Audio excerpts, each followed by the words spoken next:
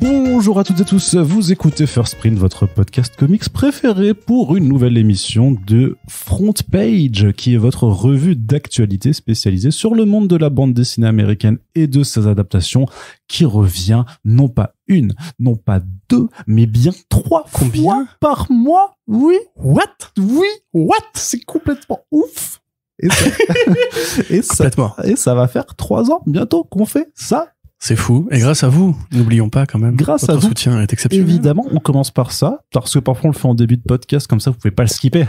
Vous ne savez pas combien de temps ça va durer. Donc là, vous appuyez sur avance rapide, mais je serai toujours là. Salut, c'est toujours et je suis toujours en train de faire de la pub pour le Tipeee, puisque c'est là que vous pouvez nous soutenir, évidemment, en plus de partager les podcasts sur les réseaux sociaux. Un nouveau mois vient de débuter, donc c'est l'heure de venir je vais dire engrosser, mais c'est pas le bon terme. Garnir les rangs de la First Print Army. Voilà. D'ailleurs, on s'excuse parce qu'on avait laissé le matos et apparemment nos collègues de Terre franco-belge en ont profité. Mais non, mais là tu fais une blague parce qu'en fait là. Tu vas laisser l'intro. Non, je la mettrai en post-générique. Mais du coup, écoutez la post-générique, vous comprendrez ce que vient de dire Corentin. Mais ces idioties mises de côté. Exactement.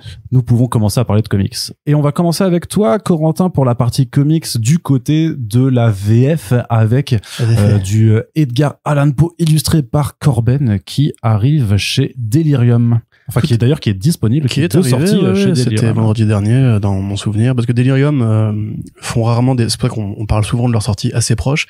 Ils font rarement des annonces de projets très en amont. Sauf pour 3 semaines avant et tout. Sauf pour les campagnes de financement participatif. Parce que là, il n'y a pas trop le choix.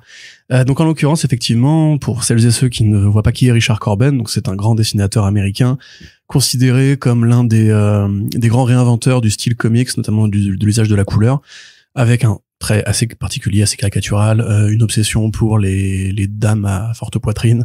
Voilà, on peut pas refaire l'histoire, hein. Richard Corben avait aussi écrit beaucoup de comics érotiques.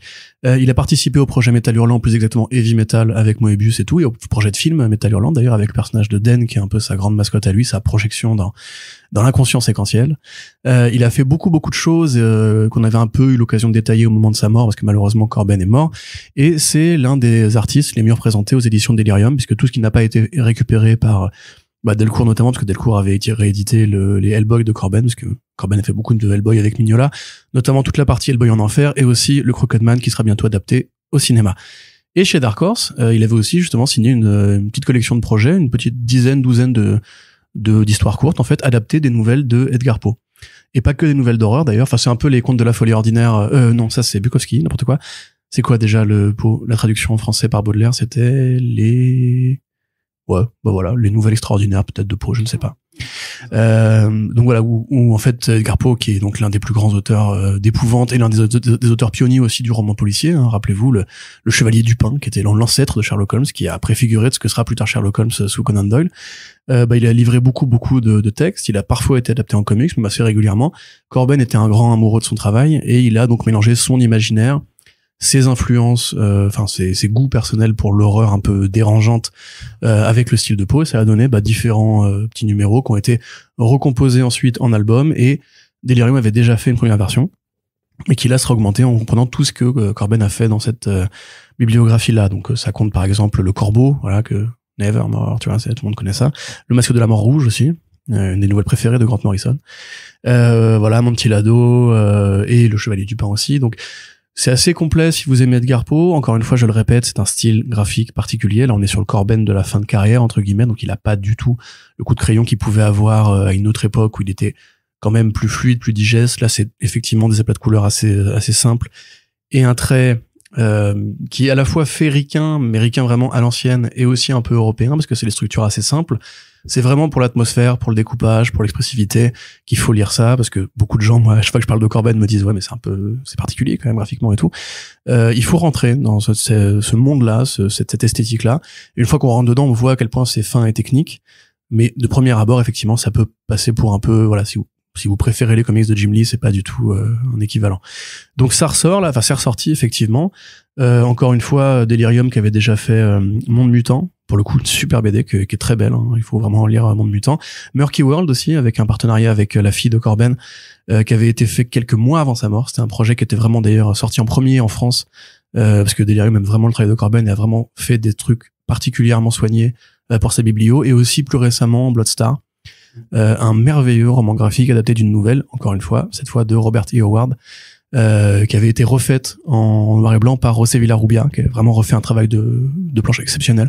Donc si vous aimez Corben, et si vous vous intéressez à ces espèces de grands génies de la science-fiction un peu punk, un peu contestataire, un peu érotique, façon Métal Hurlant, façon Serpieri, façon Moebius, façon tous ces grands artistes des années 70-80, ça existe en France grâce à Delirium, que nous remercions. Et on n'oublie pas d'ailleurs aussi que Future Shocks, la campagne se termine tout bientôt, et il faut aller soutenir ça si vous aimez Alan Moore. Ouais, et c'est fait de mon côté, Corentin, je te remercie pour le rappel. Autre nouvelle importante du côté des comics VF, c'est Sin City qui revient cette année, à la rentrée en fait, les comics de Frank Miller publiés chez Dark Horse reviendront donc chez Huggin & Menin qui annonce une nouvelle édition avec de nouveaux formats, de nouveaux contenus, on ne sait pas encore ce qu'il en sera. C'était les éditions Rackham qui s'étaient occupées de faire ces éditions, donc c'était les dernières éditions en date. Ils avaient annoncé, je crois que c'était l'année dernière, qu'ils avaient annoncé qu'ils arrêtaient. Absolument, ouais. Sans explication d'ailleurs. Sans explication. Alors dans le communiqué, enfin sur les réseaux sociaux, Huggin & Menin a dit que le précédent éditeur avait eux-mêmes décidé d'arrêter. Alors est-ce que c'est pour des raisons de coût de licence qui n'étaient plus en accord avec leur c'est fort possible. Mais pas que, parce que aussi les droits de Sin City qui étaient historiquement chez Dark Horse mais en creator owned, ont basculé chez Frank Miller Presents. Donc probablement que ça a dû faire sauter ça a dû faire sauter en fait les accords qui avaient été signés précédemment ou entraîner une renégociation, j'imagine, parce qu'il y a de nouveaux Sin City qui arrivent avec le Blood and Sound, je crois, le western, et Sin City en couleur avec Manara. Donc voilà. Donc voilà, ça a certainement dû remettre les cartes sur table, et donc Rackham passe la main. Ça veut pas dire ça. Ça veut dire ça non plus. Ouais, mais moi j'aime bien en fait dire des expressions qui n'ont pas ce sens-là. Je sais. Mais que tout le monde a compris quand même en fait. Oui, tout le monde avait compris ce que je voulais dire. Ça a rebattu les cartes. Voilà. Et ça les a remis sur la table aussi. Oui, bien sûr. C'est pas. Après les avoir battus, tu dois bien les mettre quelque part. Bon voilà, donc tu les mets sur la table. Et ce que je veux dire, voilà, donc c'est que c'est Huggin & Menin qui reprennent ces éditions, en tout cas qui reprendront ces comics à partir de la rentrée prochaine. On a quand même vu que les catalogues comics de Huggin & Menin se développent de plus en plus depuis quelques années. Donc avec t'avais des adaptations de Dune en bande dessinée, mais t'as aussi des titres vraiment purement comics. Madman. Oui, alors t'as notamment les trucs de Dan Brereton et Madman de Michael Red, donc des comics un peu historiques, ce qu'ils appellent je crois que c'est leur collection signature, mais aussi des sorties beaucoup plus récentes comme Philadelphia, The Silver Coin, Grimm, donc des titres un peu plus horrifiques en fait qu'ils sont en train de développer en parallèle. Et donc Sin City, je t'avoue que moi, vu que j'ai le Big Damn Omnibus en VO qui est horrible, illisible, et qui sert littéralement en fait à tenir les fondations de l'immeuble en fait, je l'ai prêté. C'est un livre porteur, c'est ça. mais c'est vrai que je suis intéressé de voir quand même les nouvelles couvertures ont été dévoilées déjà. Et je serais curieux de voir quelles éditions, au pluriel peut-être, ils vont proposer pour ce qui reste un monument du polar en bande dessinée. Oui, et d'ailleurs Rackham était pas juste les derniers éditeurs en date, c'était les seuls éditeurs. C'est ça, je voulais être sûr, parce que je n'étais pas sûr, qu'il n'y avait pas eu une précédente édition juste avant, mais c'est pas ça. Alors, à moins d'une erreur, peut-être que l'édition USA a peut-être tenté un truc, mais très tôt, parce que c'est dès 94 que Rackham signe les droits de Sin City, donc ah oui, okay, ouais. C'est 91-92, je crois, Sin City, donc c'est vraiment très très tôt. Moi, j'avoue que ça m'enchante et ça me fait peur. Ça te chagrine un peu. J'ai découvert Sin City en VF, évidemment. C'est une histoire que j'ai déjà beaucoup racontée. C'est un peu mon premier vrai comics, si on fait exception de Invincible que j'ai lu quand j'étais ado, ou de quelques machins au CDI du lycée. Ah, pareil, moi. C'est encore les CDI, je sais pas. Moi, je les lisais à la médiathèque de mon village, quand le film était sorti et que j'avais pu le voir en DVD RIP, chez un copain, parce que forcément, j'avais pas le droit d'aller le voir au cinéma à l'époque. Oh mon Dieu. C'était un village aussi du Moyen-Âge, donc. C'est pas ça, c'est que c'était interdit au moins 12 et que mes parents refusaient. Tu disais avant la messe dominicale. Parce que c'est obligatoire en Alsace, faut savoir quand même que le catholicisme n'est pas interdit en Alsace. Bref. Il n'est pas interdit en France. Après, vous alliez sacrifier une jeune vierge pour honorer les dieux et que les récoltes soient bonnes. C'est pas ça le christianisme, tu sais. Non, c'est l'Alsace. Donc, oui, donc j'ai découvert avec ces VF-là, et en fait, j'aime beaucoup ces VF. Il y a des mots d'argot très particuliers, genre c'est Marv qui dit toujours c'est nanant, ce qui est un mot d'argot qui signifie c'est chiant ou c'est fatigant, etc., qui est quasiment pas du tout utilisé. Même, je crois, une fois, je l'avais googlé pour voir d'où ça venait, j'ai pas réussi à trouver de résultat. Et il y a plein, en fait, comme ça que Sin City, c'est une série qui est ouvertement passéiste, qui va prendre les référents du film noir, du roman noir aussi beaucoup, en maximisant en fait c'est les codes de ces trucs là, c'est-à-dire que c'est pas juste violent, c'est ultra violent, c'est pas juste noir, c'est ultra noir, c'est pas juste pessimiste, c'est ultra pessimiste. Et le côté un peu gueule cassée ou héros anti-héros, ouais, pas simplement déprimé, qui a un lourd passé personnel, qui a souvent fait de la prison et tout, là c'est pareil, c'est tout est maximisé. C'est Marv par exemple, c'est un vrai mec qui a des problèmes mentaux, Dwight c'est un vrai tueur à gages qui sait faire le visage et tout, enfin il y a plein de trucs comme ça. Et pour honorer un petit peu les codes justement de cette fiction-là, Rackham avait fait un super effort de traduction en fait pour restituer l'argotique employé par Miller en VO. Donc j'espère qu'ils feront le même effort chez Hugin et Menin. Je suis pas très inquiet. J'attends de voir quand même qui va gérer les trades parce que ça peut être casse-gueule. Je pense pas qu'ils reprennent les. Enfin non. Ils ont dit une nouvelle traduction. Donc. Oui, c'est vrai, pardon. Ouais. Et justement, c'est parce qu'il y a vraiment une science du langage dans Sin City et c'est très narré. Enfin, c'est très bavard. Sin City, c'est vous voyez les scènes de bagnole par exemple. Vous avez des grandes colonnades avec beaucoup de narratifs justement façon feuilleton littéraire, façon feuilleton pulp et tout. Et à côté de ça, effectivement, les dessins eux sont plus minimalistes, quoi qu'ils soient évidemment exceptionnels. Ça a été révolutionnaire. Sin City, on l'a déjà dit plein de fois. Même le film a eu un petit impact à l'époque au niveau de l'usage de la colorimétrie. C'était un peu un des premiers grands films qui utilisait comme ça le décalage de couleurs sur un fond noir et blanc. Il y a eu des clips de rap qui utilisaient cette esthétique. Il y a eu le jeu Mad World de Platinum Games qui était un plagiat avéré de l'esthétique Sin City. Donc moi je suis très content que ça ne disparaisse pas du marché français. J'ai quand même peu de doutes. Mais... C'était pas Suda 51 Mad World je suis pas sûr. Non. Parce que ça, c'était plutôt, à l'époque, ils faisaient No More Heroes, ouais. C'est pas normal, pardon. Ils faisaient No More Heroes, puis Lollipop Chainsaw, puis Killer is Dead, puis je suis un grand fan de Suda 51. My bad. Non, mais chez Platinum, il avait fait par contre un jeu avec Mikami, et avec, putain, merde. On s'en fout, mais c'est Shadows of the Damned. Voilà. C'est ça que tu confonds. C'est un très bon jeu inspiré par Une nuit en enfer. Et donc, c'est la fin de ce couplet. Vivement les éditions, on verra ce que ça donne, mais attention les gars, on vous surveille pour la VF. C'est ça. Et si vous n'avez pas le petit macaron Corentin approved, ça risque d'être problématique. Hein. Oui, ça ne va pas se vendre. Combien de flops compte-t-on sur ce marché à cause de la désapprobation de Corentin? Tout à fait. Les libraires me détestent pour ça, tu vois. C'est ça. Ils attendent un petit peu de savoir ce que je vais dire. Toujours c'est un peu le guide Michelin des comics. C'est le guide Corentin. Je mets une étoile. Kavej, d'ailleurs, tu nous écoutes, les petits visages où on a l'air content et pas content, ça arrive ou pas là? D'ailleurs, j'ai quelque chose à te montrer. Ouais. J'ai très peur quand tu avec Carnot commence une phrase comme ça, ça peut aller très très loin. Le problème, c'est que pour l'instant, il n'y a pas les tiens, quoi. Ah, ok. Super, merci, Johan. Mais c'est de ma faute, c'est moi qui c'est toi qui le bully, en fait. Hein? Comme tu le bullies, il a peur de toi. Non, c'est que moi, j'utilise quand même plus ce genre de choses, quoi, mais non, c'est trop mignon. On dirait pas toi, par contre. On dirait Christopher Malouane. Non, mais Christopher Malouane, il a les cheveux longs attachés avec une énorme barbe. Là, c'est juste que j'ai les cheveux courts, c'est tout. Ouais, c'est très toi.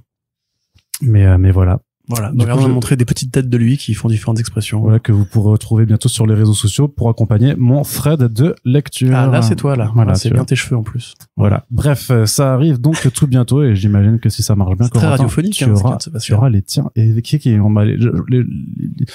commence pas. Ouais. C'est notre podcast. On sera bientôt dans on fait ce qu'on veut. On a un petit programme en plus, donc on peut se permettre de faire des divergences. Mais oui, les gens adorent ça en plus. Mais tu vois, ils se disent ouais, j'imagine trop la tête d'Arnaud. Du coup maintenant, ouais. C'est ça. Maintenant, ils ont trop envie de savoir à quoi ça va ressembler. Ça s'appelle du teasing. Exactement. Corentin, en parlant de teasing, c'est du teasing de la part de l'ami Amazian qui nous parvient aussi, puisque le prolifique dessinateur de bande dessinée, à qui on doit notamment Big Black Stand at Attica et le roman graphique Martin Scorsese et aussi Quentin by Tarantino, terminera sa ciné-trilogie, en tout cas la première ciné-trilogie, avec un autre grand nom du cinéma, un certain monsieur Francis Ford Coppola, réalisateur du Parrain et réalisateur du Parrain 2 et réalisateur du Parrain 3. Exact. Qu'est-ce qu'il a fait d'autre, Arnaud? Bon, il a pas fait un petit Apocalypse Now par là? Tout à fait. Ah, voilà. Et ces 3 versions longues.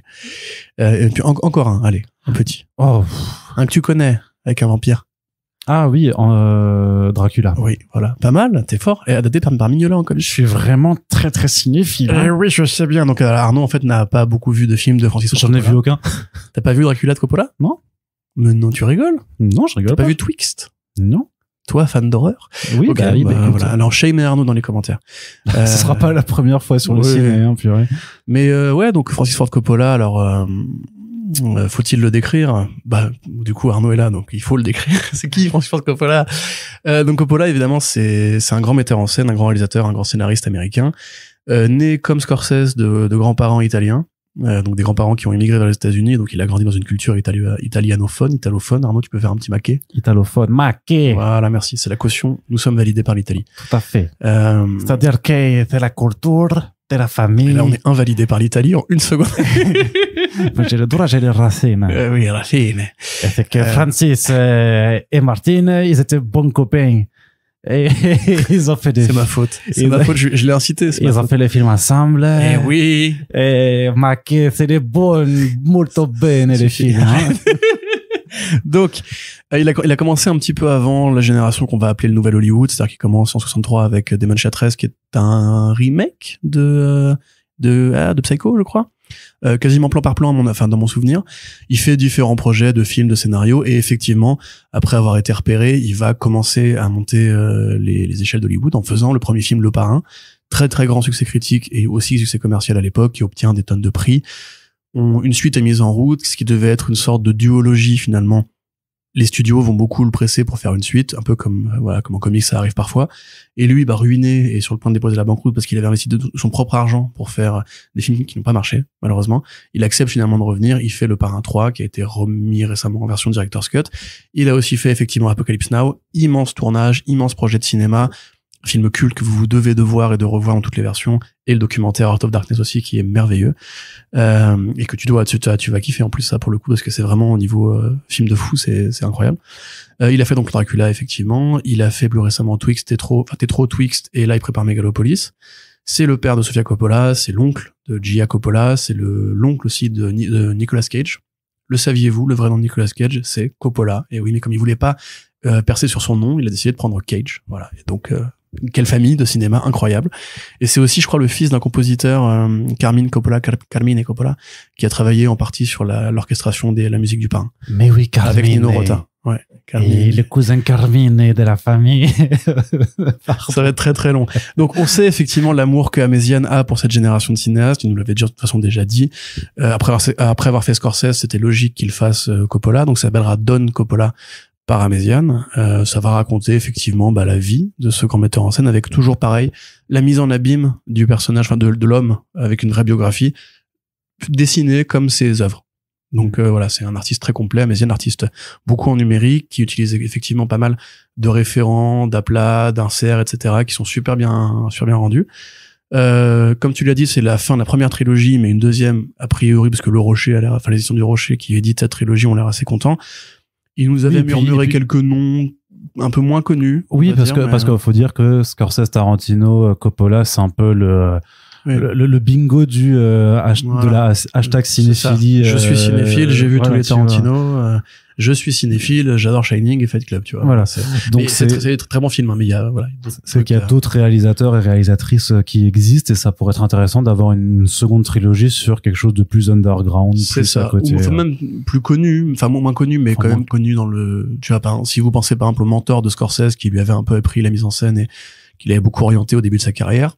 Je ne dirais pas de qui il s'agit, mais vous pouvez peut-être vous douter que ça va probablement être lui, par exemple. Parce que sinon, tu peux très bien faire ensuite. Bon, après, je vais faire Stanley Kubrick, Steven Spielberg et James Cameron. C'est ça.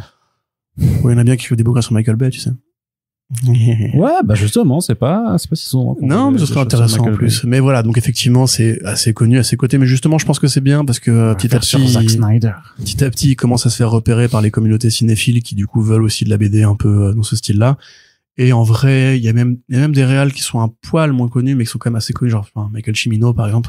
Beaucoup de gens ont vu des films à lui, sans forcément savoir que c'était lui. Ou quelle autre raison je pourrais vous donner?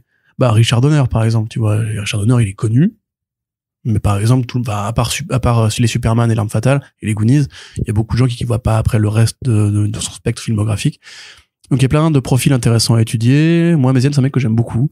Parce qu'il fait des BD où on tue des nazis, et je pense que ça manque surtout dans le présent actuel, et ils ont à peu près les mêmes goûts en matière de cinéma, donc je lirai ça avec plaisir à Arnaud Kikou, et nous essaierons de le recevoir. Oui, il faudra apprendre Le Parrain, du coup. Effectivement, il faudrait que je regarde Le Parrain et Apocalypse Now avant.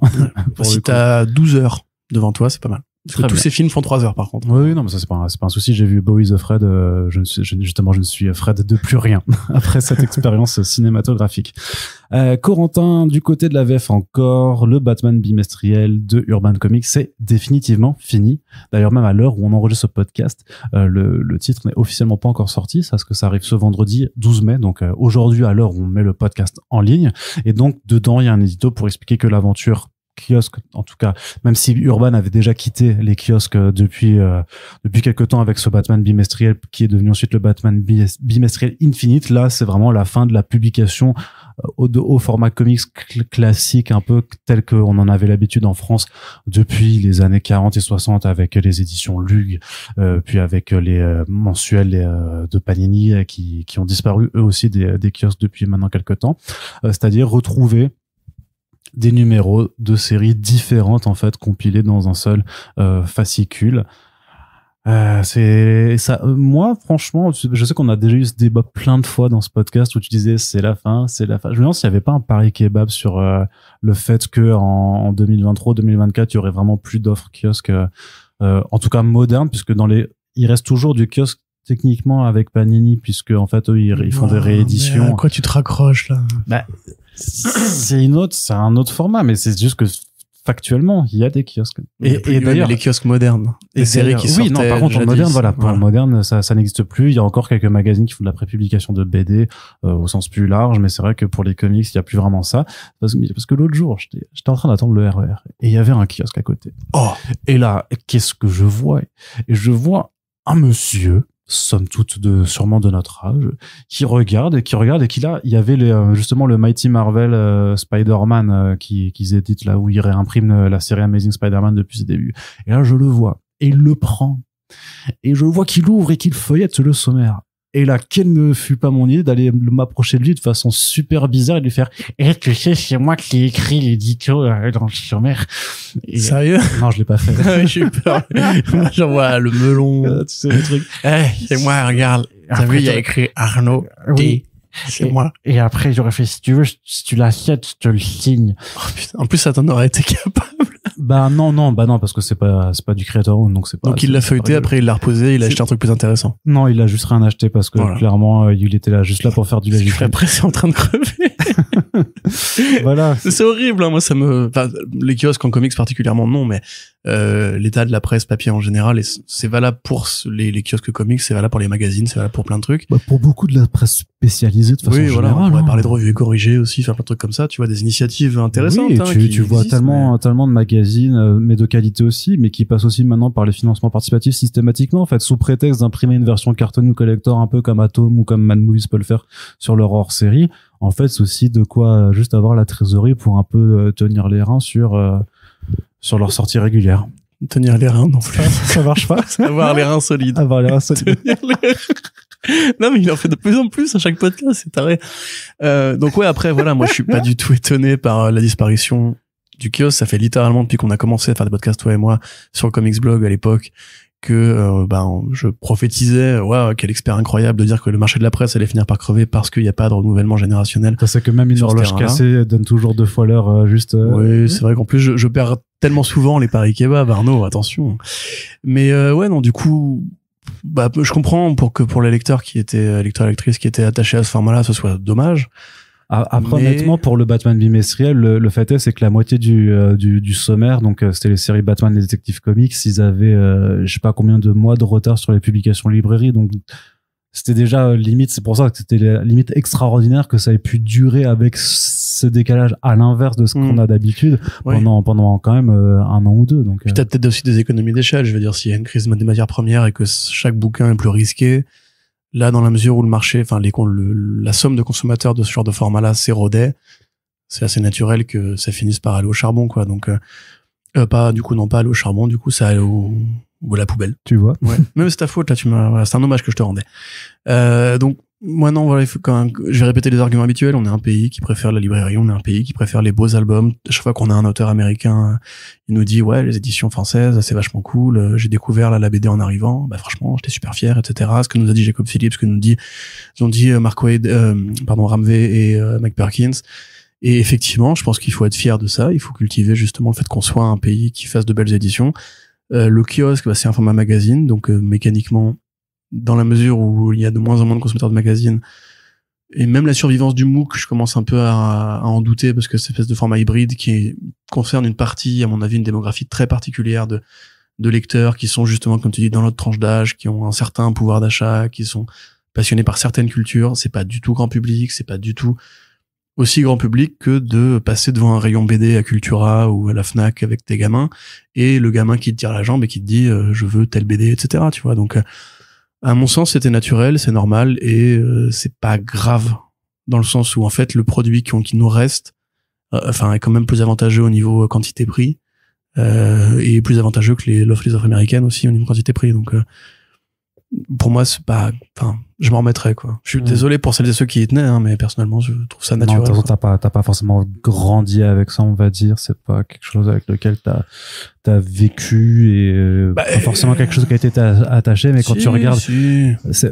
qu'on faut pas comparer avec ce qui est pas comparable. Mais c'est vrai que tu revas 10 ans en arrière, ne serait-ce que 10 ans en arrière, en 2013, il y avait encore une offre majoritaire chez Panini, en tout cas, qui était sur ce kiosque mensuel, et c'est vrai que t'avais 3 numéros pour 4 balles ou 5 balles.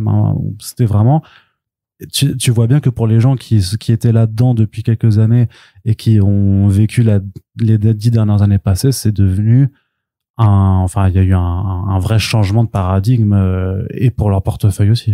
Oui, mais il y a 10 ans, les 100% Marvel, c'était des cartonnets souples, terrifiants. Non, les 100% Marvel. J'ai nostalgie pour ceux-là aussi, mais je veux dire, les 100% en semi-souple, là, ils étaient vachement bien. Il n'y a pas une énorme plus-value à passer en album si tu pouvais lire tous les mois, l'arrivée d'Urban Comics et la montée en qualité, je suis désolé, je suis pas partisan particulièrement. C'était la généralisation du cartonné surtout, quoi. Oui, puis même du travail de Fab, je veux dire, c'est pas non plus, voilà, mais moi, ce que je me souviens quand j'ai commencé à lire du Marvel et que j'allais chez Gibert choper des tomes relativement récents, tu t'ouvres la couverture, elle te reste dans la main, tu vois.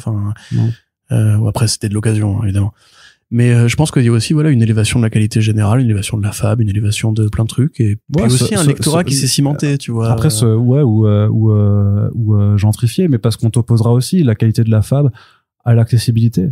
Et que au final, le comics qui était justement parce que l'avantage du format souple, même si c'était de mauvaise qualité, parce qu'on servait, si t'en prenais pas soin, c'était justement que c'était abordable et que ça permettait à plein de gens de le découvrir, et à toutes les bourses. Et on t'opposera toujours le fait qu'aujourd'hui, hors petit prix et hors Urban Nomad maintenant, qui est l'équivalent de chez Panini, c'est 15 balles minimum en général pour te mettre un album de BD. Oui, certes, mais je veux pas, en fait, j'ai peur de commencer une phrase que je vais pas assumer ensuite, mais la BD ça a un prix, en fait. Non mais tu vois, moi je suis d'accord, les prix sont trop hauts, ça c'est clair et net, etc. Mais on n'est pas un circuit de valeur où, je sais pas, là, actuellement dans la grande distribution, tu vois, les mecs ils montent les marges pour se faire de la thune. Dans la BD ça n'existe pas. La plupart des éditeurs travaillent pas sur des marges colossales, c'est la création du produit qui impose les prix. Et est-ce qu'on veut revenir en arrière? Est-ce qu'on veut se dire, maintenant, en fait, je veux bien des BD moches ou mal fabriqués parce que ça va faire baisser de 3-4 euros? Mais il y a un juste milieu. Tu peux avoir, parce que la fab des anciennes petits prix de Panini en semi-souple, là, ou semi-dur, tu l'aimais bien. Tu sais même, toi, tu trouvais qu'elle était cool, en plus. C'était du rigide, c'était pas du semi-rigide. C'était pas du cartonné complet. C'était cartonné, ça donnait l'impression d'être rigide, mais techniquement tu voyais que c'était un entre-deux. C'était peut-être même. Ouais, tu peux pas vraiment le plier pour faire un truc pour écraser les. Non, mais disons c'est peut-être que de l'intégra comme les intégrales de Don Rosa ou les Urban Chronicles là, ou les prochaines intégrales de Tortue Ninja de iComics. Parce que je veux dire c'est que il y a une forme d'entre-deux qui, à mon avis, c'est soit le cartonné très très cher, soit le souple dégueulasse et hyper pas cher. Il y a peut-être une forme d'entre-deux, justement, avec un semi. Et encore une fois. Mais il faut tirer les prix vers le bas, de toute façon. Pour que les gens, pour créer des passerelles, il faut faire ça. Ça, je suis d'accord avec toi. Mais à mon sens, même le kiosque en lui-même, je veux dire. Après, c'est juste que les gens ont peut-être moins l'habitude aujourd'hui d'avoir ce format quand même qui moi-même m'avait surpris à l'époque, quand j'avais découvert ça, qui est tu lis un numéro d'une série puis un numéro d'un truc qui en a rien à voir, et en fait il faudra avoir la suite des 2 séries ou 3 ou 4 mais le mois d'après. Les gamins ou les adolescents ont plus la culture en fait d'avoir des boîtes en plastique où tu mets tous tes kiosques avec des petites languettes pour savoir quel numéro est. Enfin tu vois, moi genre pour le coup j'ai ça chez mes grands-parents ou chez mon oncle, tu vois, qui pour le coup était un lecteur de revues de science-fiction. moi, je pense qu'on est passé plus à une ère, les belles bibliothèques avec les belles reliures, les beaux omnibus qui pèsent 48 kilos et qui soutiennent les murs de chez Arnaud, par exemple. Voilà, il y a aussi, peut-être que t'as raison, c'est une gentrification dans un sens, parce que maintenant il y a aussi l'objet livre, et c'est pas pour rien que Taschen se met à faire maintenant, tu vois, des intégrales de Marvel avec du papier verni, tu vois, limite, quoi, et tu te dis non mais là par contre ça c'est vraiment un caprice. Après il y a toujours, oui, mais c'est pour du marché de niche de collectionneurs, il y a toujours eu des offres de luxe pour des collectionneurs, de la même façon que tu peux t'acheter une montre Go-Sport à 20 balles ou alors une montre FP Jour à 8000 balles comme celle de Macron, tu veux dire. Voilà. Bravo Arnaud, t'es politique, c'est bien. T'as vu quoi, il est engagé, vous avez vu, hein, j'ai rien fait dire. Non mais tu vois ce que je veux dire. Je vois ce que tu veux dire, mais tu vois, regarde, pareil, un problème tout bête qui fait que moi, pour le coup, acheter du kiosque, c'est pas intéressant. Je vis dans une passoire thermique, qui est aussi une passoire aquifère, tu vois, c'est-à-dire que les murs sont, ils pourrissent. Tu veux pas vivre dans un appartement plutôt qu'une passoire? C'est en cours. Mais extraordinaire, je viens de comprendre le jeu de mots, Arnaud. Mais tu vois, voilà, c'est moi, dès que je ramène des magazines, même des bouquins, ils gondolent en une semaine, tu vois, et là, pour le coup. C'est pour ça que j'ai arrêté de te prêter des BD, je voudrais bien que tu me rendes mes Berserk, en fait. Ils sont encore dans le fourreau, t'inquiète. Maintenant que tu me le dis. Mais, tu vois, quand justement, comme quand Beaujon m'a prêté ses bouquins, je les ai mis à côté de mon radiateur pour être sûr qu'ils gondolent pas, pour pas lui rendre du matériel pourri, tu vois. Et ça, on s'en rend compte maintenant qu'il y a des lois qui passent par rapport aux passoires. C'est qu'en fait, beaucoup de gens en agglo sont dans ce cas-là. En fait, il y a plein de bâtiments qui retiennent pas bien la flotte, les murs qui pourrissent et compagnie. Et sur du kiosque, ça a un impact, parce que les pages sont plus fines, ou alors parce qu'il n'y a pas de couverture pour les protéger, ça a un vrai impact. Je veux dire, on avait acheté Rock Gallery, parce que Céane voulait acheter sa mini-série, tu vois. BD, le numéro 1, on aurait dit, genre, au bout de 10-15 jours qu'il avait pris la flotte. Et ça, par exemple, effectivement, particulièrement aux États-Unis, quand même, parce que les kiosques français étaient quand même de meilleure qualité. Les kiosques ricains, la qualité du papier, l'épaisseur du papier, mais c'est abject, quoi, c'est odieux, donc moi mes kiosques je les mets dans une valise sous clé et je les mets dans un endroit où c'est un peu sec, quoi. Quand tu prends les single issues de DC Marvel en standard, parfois la couverture, t'as l'impression qu'elle est limite aussi fine que les pages intérieures. C'est horrible. C'est vraiment pas ouf. Bref, on continue du côté de voilà, c'est quand même une page d'histoire qui se tourne. C'est pas, l'histoire étant cyclique, c'est pas dit que dans 10 ans soit de nouveau en train de faire, oh t'as vu quand même, il y a plus de librairie, maintenant il y a que des kiosques de nouveau. Lol, ça n'arrivera pas. Mais bref, c'est pas grave, on peut toujours rêver sur Terre 2, c'est en tout cas ce qu'il se passe. Shadowman qui est de retour en jeu vidéo du côté de chez Valiant, ils ont annoncé un jeu qui s'appelle Dark Legacy, Dark D-A-R-Q-U-E et pas D-A-R-K, avec même un petit prologue qui est sorti au SBD là de samedi passé. Valiant qui avait aussi annoncé récemment faire qui avait officialisé ses plans de publication pour des romans young adult qui reprennent ses personnages. Valiant Comics pourtant, mais qui ne sort pas de comics, qui continue de faire un single issue par mois. Malgré tout, le jeu Shadowman c'est fait par Blowfish Studios. Ils avaient annoncé ce partenariat en 2019 de mémoire. Donc ça fait quand même quelques années que les choses sont en développement. Et j'imagine que tout vient à point à qui cette attente, sachant que Shadowman avait déjà eu droit à un premier jeu vidéo à l'époque avec Acclaim, qui était sorti sur Nintendo 64 notamment, qui a eu droit à un remaster l'année dernière. Et j'imagine que c'était un truc relativement populaire et que c'est pour ça qu'ils ont choisi ce personnage pour en faire une forme de suite. Ou du moins spirituel. Tu me regardais bizarrement là. C'est juste pour savoir si toi ça t'intéresse de jouer du Shadowman un petit peu ou pas, quoi. Attention, la réponse va vous surprendre. Non, j'ai découvert moi Shadowman récemment grâce avec la nouvelle série.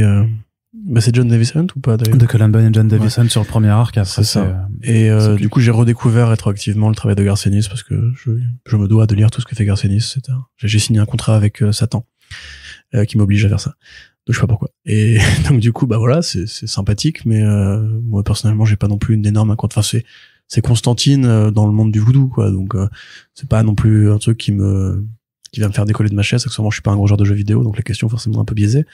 Ceci étant dit, moi c'est plus le projet roman graphique pour un roman young adult avec les personnages de Valiant. La phrase tu me l'as dit, j'étais en mode qu'est-ce que tu racontes? Genre Bloodshot, triangle amoureux avec je sais pas, c'est trop bizarre, enfin c'est pas des personnages particulièrement taillés pour ça, quoi. Tu vois, je sais pas, un truc où Ninja adolescent s'enfuit de chez lui parce que ses parents sont mais comme méchants, DC Marvel l'ont fait, en fait, ils développent un segment qui est là pour capter l'attention d'un autre public avec un autre type de produit. Et ils essaient non, parce que DC et Marvel, t'as aussi des romans young adult en fait qui mettent en scène le personnage. On en parle quasiment jamais parce qu'on a autre chose à foutre quand même, mais que nous on veut se préparer, on veut se concentrer vraiment sur la BD. Après c'est intéressant dans le cadre de Valiant. Pourquoi? Mais parce que justement c'est une maison d'édition qui sort un single issue par mois et que les dernières actualités que je rédige sur eux, parce que c'est quand même un univers qui me tient à cœur, parce que je l'aime vraiment. Il y a vraiment de très bonnes choses. Touché son cœur quand il a dit ça. Ouais, c'est ça. Parce qu'il parle avec les mains. Et oui, c'est la famille.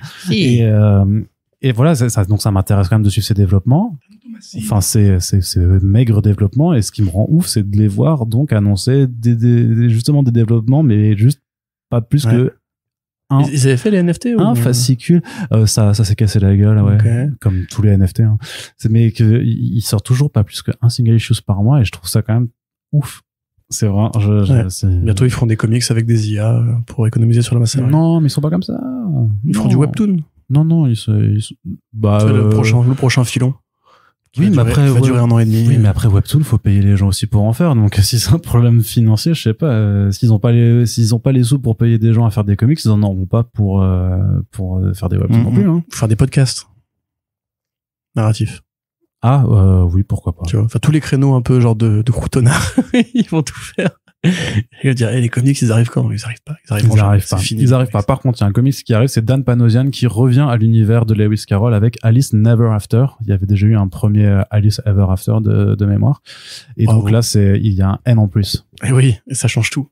Et ça nous parlait de quoi, alors? Alors, Alice Never After, enfin, Ever After, ça poursuit une piste de réflexion qui est assez régulière dans l'œuvre, dans les réinterprétations modernes de l'œuvre de Carroll. C'est celle de la drogue. C'est en partie. C'est celle effectivement qui dit que Alice, qui au départ est une enfant ou une très jeune adolescente dans le roman et dans le film de Disney, dans tout ce qui a été fait par rapport à cet univers, va grandir sans perdre contact avec le pays des merveilles. C'est-à-dire que ce qui est au départ un songe, et a priori, enfin c'est canonique puisqu'il y a vraiment il y a pas mal de suites au roman Alice au pays des merveilles. C'est un vrai univers en fait. J'ai découvert quand il y a eu la suite avec Sacha Baron Cohen au cinéma du film de Burton. De l'autre côté du miroir. Exactement. Apparemment, il y a vraiment plein de tomes où on va vraiment développer à fond la mythologie du monde du pays des merveilles avec différentes allégories X ou Y, parfois non sensiques, parfois non sensiques. Donc sensiques. Donc censé. Et là, effectivement, donc Alice a grandi, c'est maintenant une jeune femme. Qui a un rapport différent, enfin assez particulier avec la vie. C'est une jeune femme qui est victime d'abus X ou Y. Je vais pas forcément entrer dans les détails, mais il y a une sorte de plan pour la séparer de son héritage, etc. Et en fait, ce qu'elle fait, comme la vie est très dure à supporter, elle fait comme beaucoup de gens, elle se drogue. Elle se shoot en fait pour aller dans le pays des merveilles où là, elle se sent plus libre, plus tranquille. Mais elle s'aperçoit qu'en fait, ses problèmes vont la poursuivre dans le pays des merveilles, puisque l'un des personnages, le Cheshire Cat, le chat de Cheshire. En fait, est l'avatar d'un des mecs qui la tourmente dans le monde fantastique. Donc la fin de cette BD là est très sombre. Ça fait penser beaucoup à la fin de Sucker Punch. Si vous voyez comment finit Sucker Punch. Donc là il y a une suite dans laquelle Alice est enfermée au pays des merveilles pendant que les gens qui l'y ont poussée se retrouvent un petit peu aux commandes du bordel. Donc sa sœur et son meilleur ami d'enfance vont essayer de la sortir de là. Et elle s'aperçoit qu'en fait, on ne peut pas juste s'échapper de la réalité, on peut pas juste passer sa vie dans un monde de fiction, et que en fait, au sein du pays des merveilles, les gens sont trop fous et qu'elle-même a besoin de retourner à la réalité. Donc c'est vraiment effectivement une lecture assez pessimiste et assez adulte sur le monde d'Alice au pays des merveilles. C'est même un peu rude à lire, je trouve, parce que les bascules de réalité sont effectivement assez glaçantes. Enfin, on voit vraiment que le pays des merveilles, qui était juste le songe d'une enfant au départ, a pas du tout cette dimension-là dans la version de Panosian, qui illustre les parties qui se passent dans le monde, le pays des merveilles, et un autre artiste réalise les parties qui se passent en Angleterre dans le monde réel. C'était plutôt sympathique la première BD. Si vous aimez justement l'angle un peu plus négatif, sans l'angle pédophile, parce que là pour le coup ça n'a rien à voir. Il y a les lectures un peu. Lewis Carroll était un pédophile de Alice au pays des merveilles. Pour le coup c'est pas du tout le cas là actuellement. Enfin là dans cette réinvention là, il y a un vrai faisceau différentes histoires qui reprennent le mythe d'Alice au pays des merveilles. Ça c'est peut-être une des bonnes histoires qui se font en ce moment. C'est cool de voir que Boom du coup fait un projet sur une plus longue durée qu'un volume de 6 numéros. Ça nous rappelle aussi magnifique Faceless. Arnaud me montre encore des images bizarres de lui. Qui s'appelle Faceless, où il y avait donc 3 mini-séries de 6 numéros. Peut-être que c'est le projet là actuellement.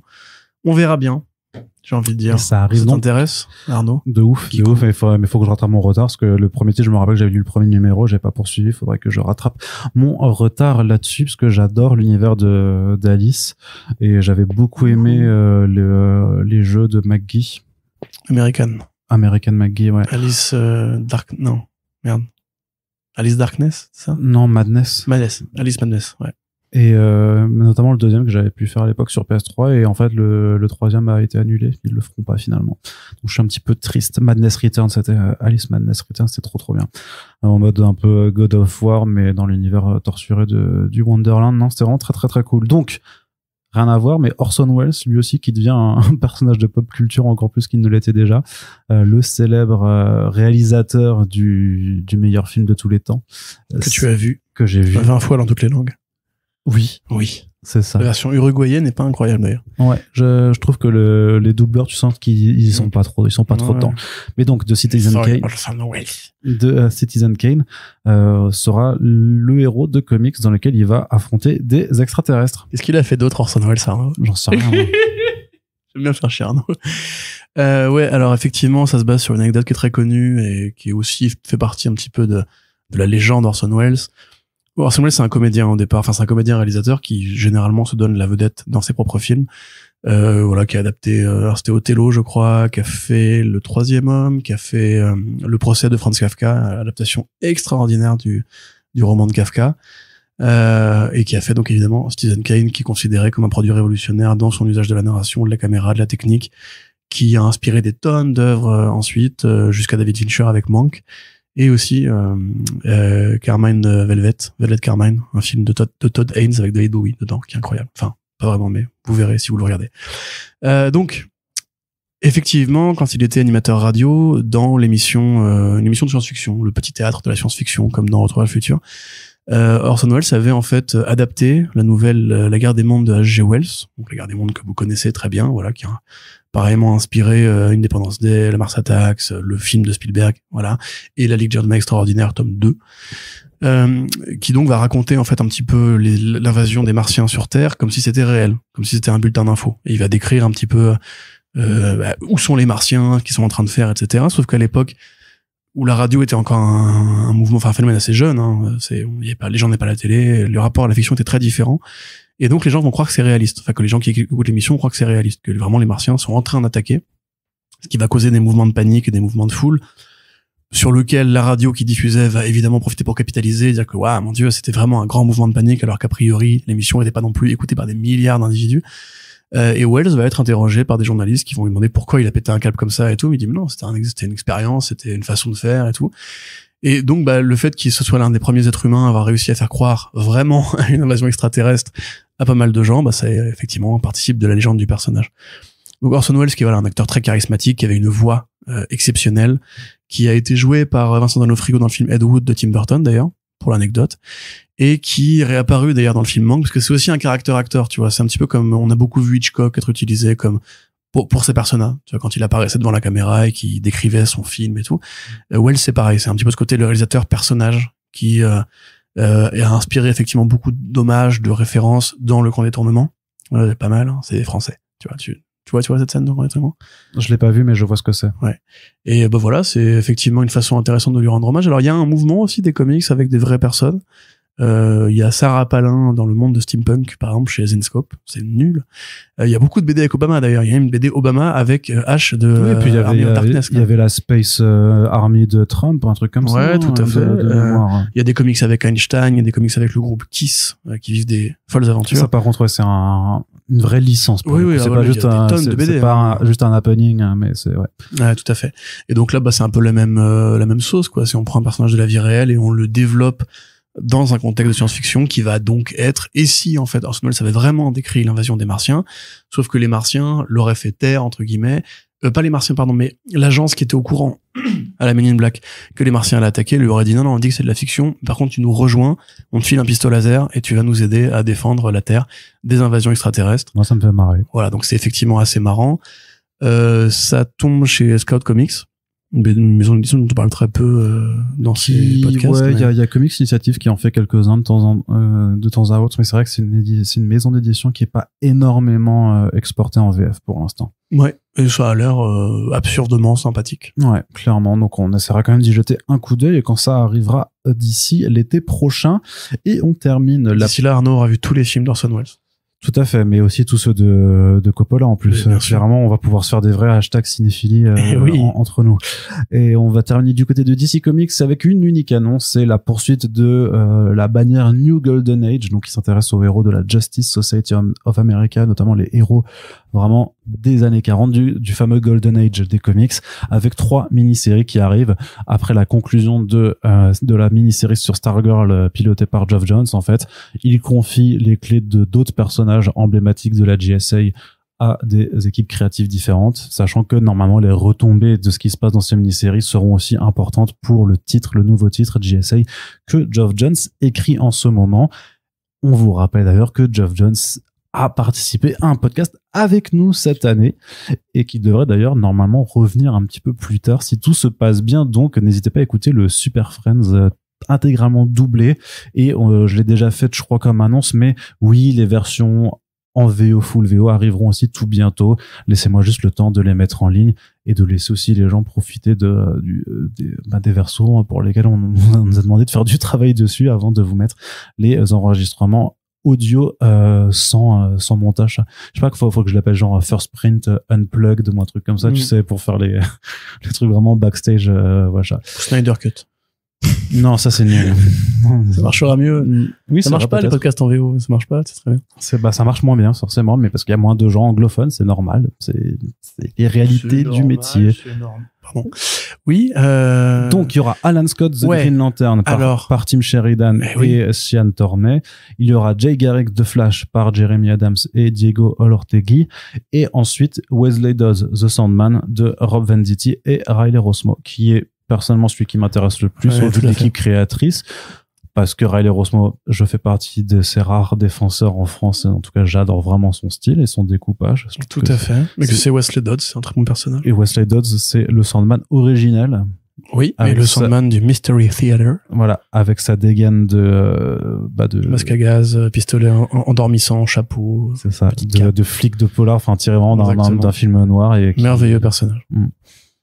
Toi, t'es chaud ou pas? Non. Zut. Enfin, je suis chaud pour le Sandman, oui, mais après, Tim Sheridan et Jeremy Adams, de facto, enfin, c'est pas des scénaristes que j'apprécie. Leur travail récemment, sur ces dernières années, m'a paru, somme toute, soit complètement inintéressant, soit vraiment mauvais, particulièrement Jeremy Adams. En revanche, je suis content qu'on mette en avant les personnages de l'âge d'or, et je suis très curieux de savoir où va aller la série de JSA à l'avenir, parce que c'est une équipe que j'aime bien, et je suis content qu'elle revienne. Mais là, voilà, un petit peu comme pour les séries Fire and Ice et Power Girl qu'on avait légèrement escamoté la dernière fois. Oui. Pour moi, il y a pas une urgence à faire ça maintenant. Déjà, on a beaucoup de trucs à lire, je trouve, pour le Dawn of DC.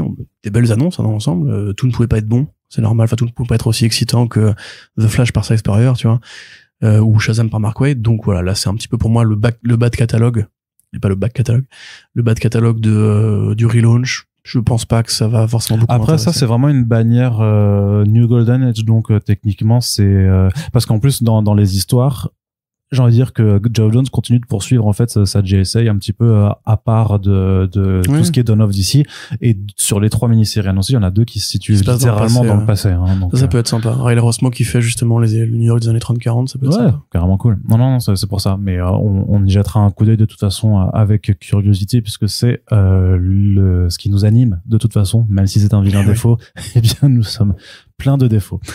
Corentin, on en a fini. on en a fini pour la partie comics, et on va passer du côté des écrans. Ce sera plutôt court, mais vous l'aurez noté que c'est un front page un petit peu plus court qu'à l'accoutumée. Pourquoi? Bien parce que en fait, il ne s'est passé qu'une seule semaine et pas non plus des plus fastes dans l'actualité. Donc forcément, parfois, ça arrive que nos émissions ne fassent que 1 heure et quelques, mais ça va, on va pas s'en plaindre non plus. Quelque part, ça vous laisse le temps de rattraper les 414 autres émissions qui sont en ligne pour le moment. Allez, Corentin. Et d'ailleurs, il y a plein de Super Friends aussi sur Comics Blog toujours, hein, si vous voulez. Ouais. C'est vraiment les Super Friends des années 2018-2020. Ça, elles sont disponibles là-bas, quoi. Il y a quand même pas mal de très vieux podcasts. Ouais, mais il y a plein de trucs qui sont encore cool à écouter, je pense. Corentin, donc du côté de la télé, le projet Wild Cards. D'ailleurs, j'ai marqué Wild Cards et donc il manque un D qui changerait toute la donne parce que Wild Cards, les voitures sauvages, c'est un road trip avec des voitures très féroces. C'est un spin-off de Cars sur les voitures sauvages. Donc Wild Cards, qu'est-ce que c'est à la base? C'est une anthologie de nouvelles qui est pilotée par George R.R. Martin, qui est donc l'auteur célèbre de A Song of Ice and Fire, donc Game of Thrones, le trône de fer. Le trône de fer. Et faut savoir, et donc c'est en 1994, dans les années 90 aussi en fait, qui monte cette anthologie. Wild Cards, où en fait c'est une forme d'Uchronie où en fait en 1946 il y a un virus qui frappe New York. Et il y a quasiment tout le monde qui meurt. Mais sur les quelques rescapés, en fait, pas de chance. Le virus, il vous provoque des dommages de l'ADN et vous allez donc muter. Et ensuite, c'est en fonction de la chance du petit bien. Non, mais c'est un truc, ça fait très Straczynski, tous les comics de Straczynski aussi depuis longtemps. Mais sauf que c'était avant. Sauf que c'était avant. Ah. Et en fait, t'as une chance sur 10 de devenir un as et donc d'avoir des super pouvoirs et d'être un super héros. Et sinon, tu as 9 chances sur 10 d'être un Joker et en fait de devenir complètement monstrueux. Et t'en as quelques-uns parfois qui deviennent pas des as ni des Jokers mais des deux. C'est-à-dire qu'ils ont un pouvoir mais un peu nul, mais pas vraiment très impressionnant. Et donc forcément les cartes Wild Cards, donc ça ressemble à un jeu de plateau là, un truc. Enfin les cartes, oui, mais c'était un jeu de cartes en fait, clairement, parce que Joker A, C2, sont des cartes. Et ensuite, en fait, il y a eu plein d'auteurs qui sont venus en fait apporter leur patte à cet univers avec beaucoup de recueils de nouvelles.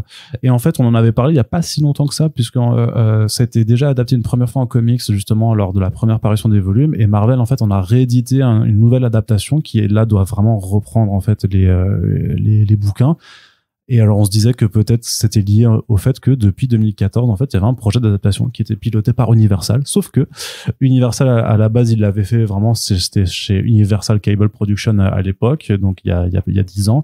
Entre temps c'était passé pour un projet qui devait aller arriver sur Peacock, la fameuse plateforme de streaming de Universal dont on avait très certainement entendu parler pour le flop qu'elle fait.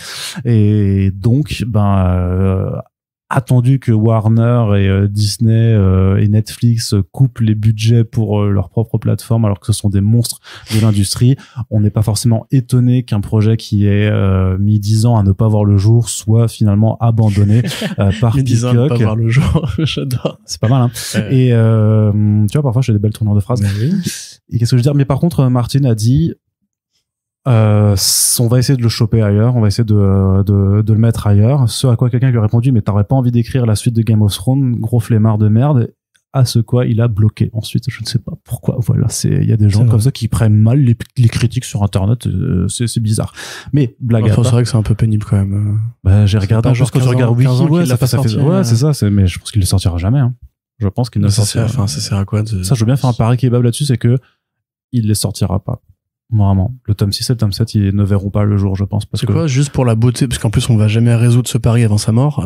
Du coup, je veux bien prendre ce pari kebab. Parce que je pense qu'en fait... Mais est-ce que tu penses qu'il va ne pas les sortir parce qu'il sera mort? Ou pas? C'est ce que j'allais dire. Je pense quand il va mourir, ils vont ouvrir le manuscrit, ils vont voir qu'il y a 200 pages de fait, et ils vont engager une IA pour copier son style. Au secours. Non, mais c'est sûr. C'est évident. Ils vont faire de l'algo pour lui. C'est comme pour Tezuka avec le manga clone, là. Et ça va se répandre, ça va se multiplier. Je te l'annonce tout de suite. C'est, encore une fois, je t'enverrai la vidéo Snyder Cut sous IA, là, ça fait très peur. Mais moi, je veux bien en tout cas tenir ce pari parce que j'ai envie d'invoquer l'idée que c'est possible, parce que j'ai vraiment renoncé à l'idée que ça sortira un jour.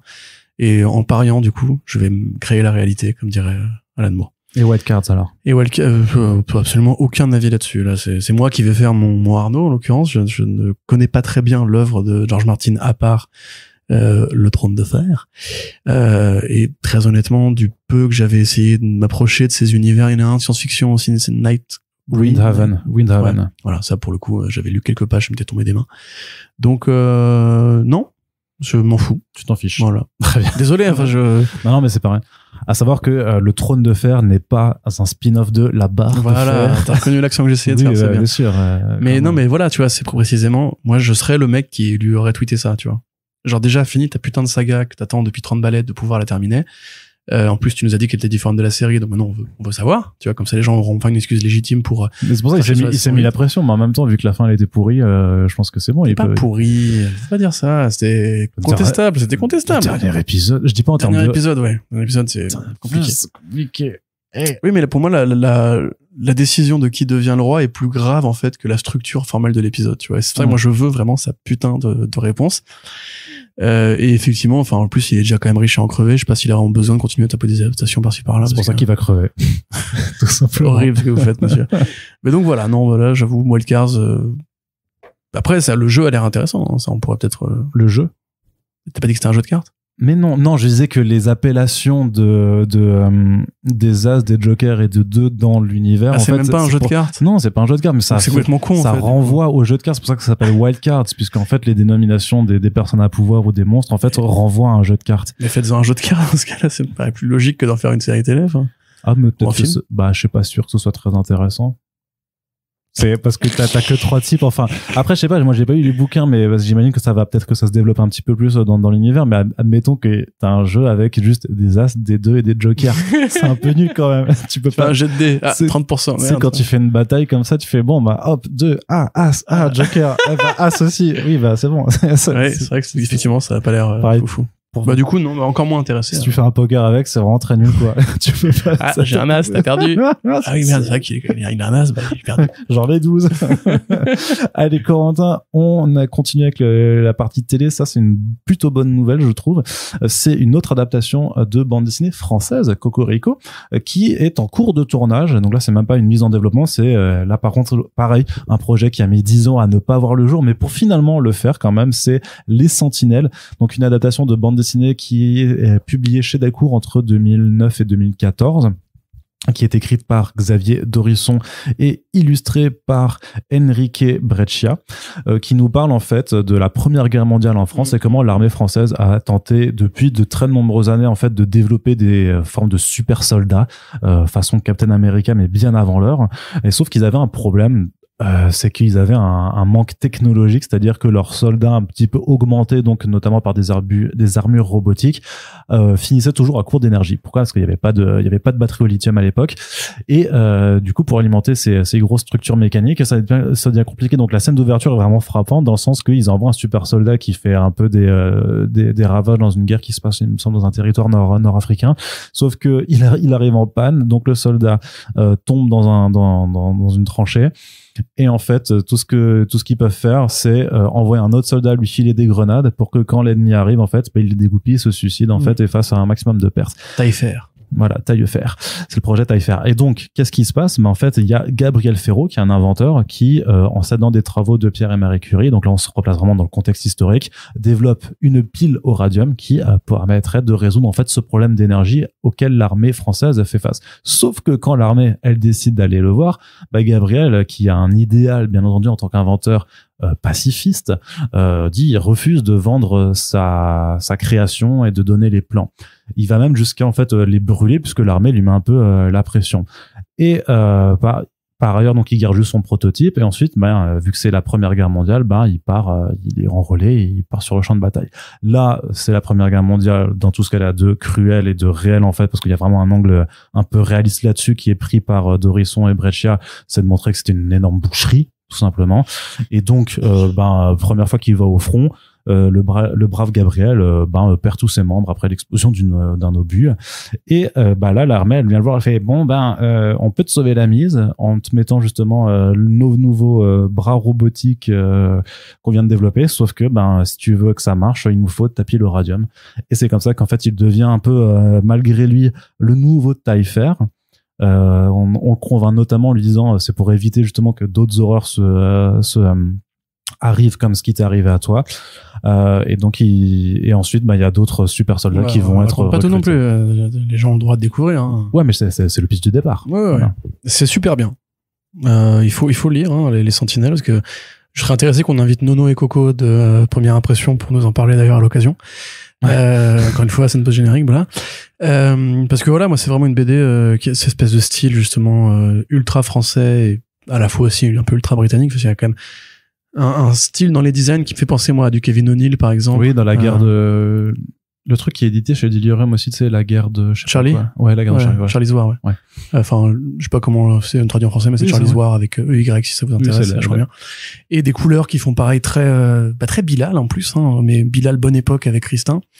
C'est vraiment de la super BD, c'est effectivement assez glaçant, assez violent, c'est franchement, il faut lire ça, quoi.